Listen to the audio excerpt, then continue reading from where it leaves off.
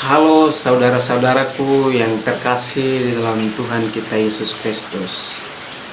Pada kesempatan ini, saya Antonius Tebay Dan saya Mario Rintolo Trao akan berkata-kata sedikit mengenai devosi.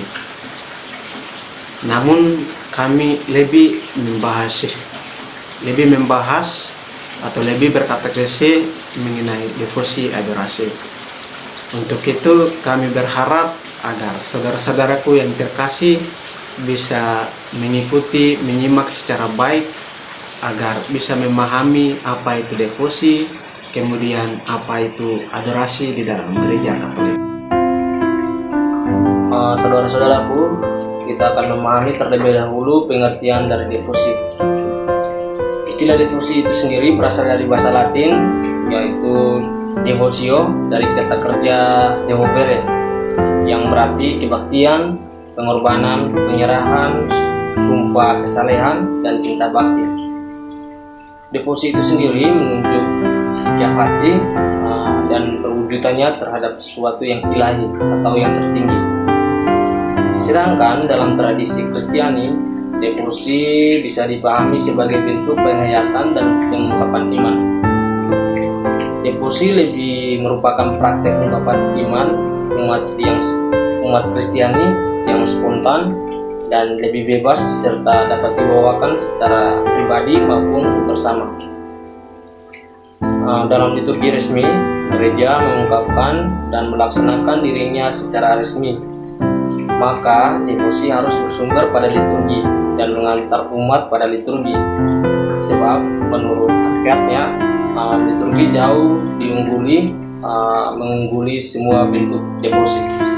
Setelah kita memahami apa itu istilah devosi, ada juga beberapa macam devosi dalam gereja Katolik. Antara lain devosi kerahiman ilahi, devosi kepada Santo Santa, jalan salib, novena, dan adorasi. Semua bentuk devosi ini sebagai bentuk pengungkapan dan penghayatan iman kepada Allah melalui para orang-orang kudus. Saudara-saudara, kita telah mengetahui bersama apa itu istilah devosi dan telah mengetahui tentang bermacam-macam devosi.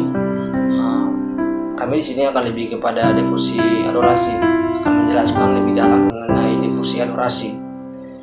Adorasi sendiri berasal dari bahasa Latin adorare, dari kata kerja yang berarti menyembah, atau adoratio dari kata benda yang berarti penyembahan. Adorasi sakramen Maha Kudus merupakan tindakan sembah sujud, memberi hormat serta menyembah Yesus yang hadir dalam sakramen Maha Kudus. Yesus sendiri dalam perjamuan terakhir ketika itu ia mengambil roti dan berkata, "Inilah tubuhku." Lalu setelah itu ia mengambil anggur dan berkata, "Inilah darahku." Iman Katolik percaya bahwa roti dan anggur telah dikonsekrasi dalam perayaan Ekaristi sungguh berubah menjadi tubuh dan darah Kristus sendiri.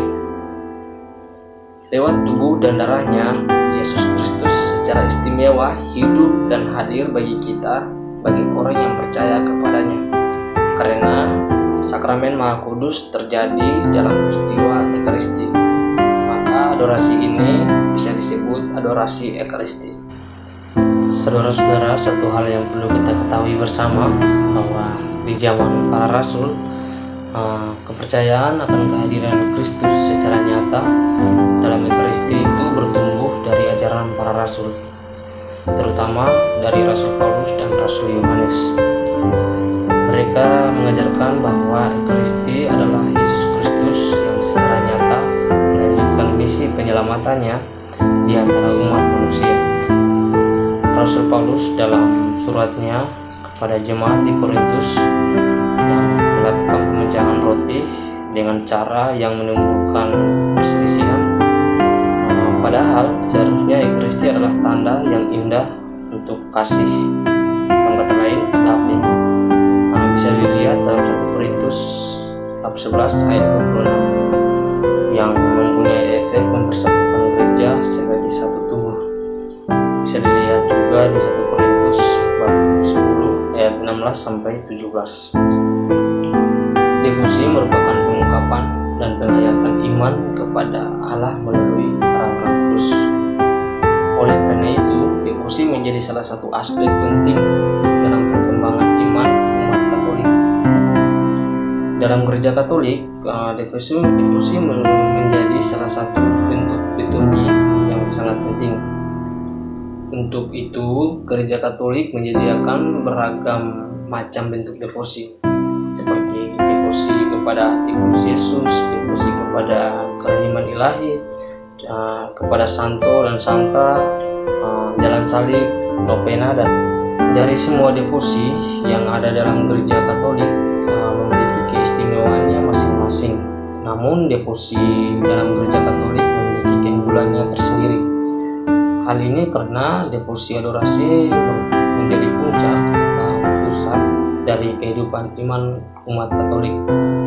Melalui devosi adorasi, Kristus sebagai kepala dan pusat hidup umat Kristiani hadir secara nyata dengan seluruh tubuh, jiwa, dan kemuliaannya dalam rupa roti dan air.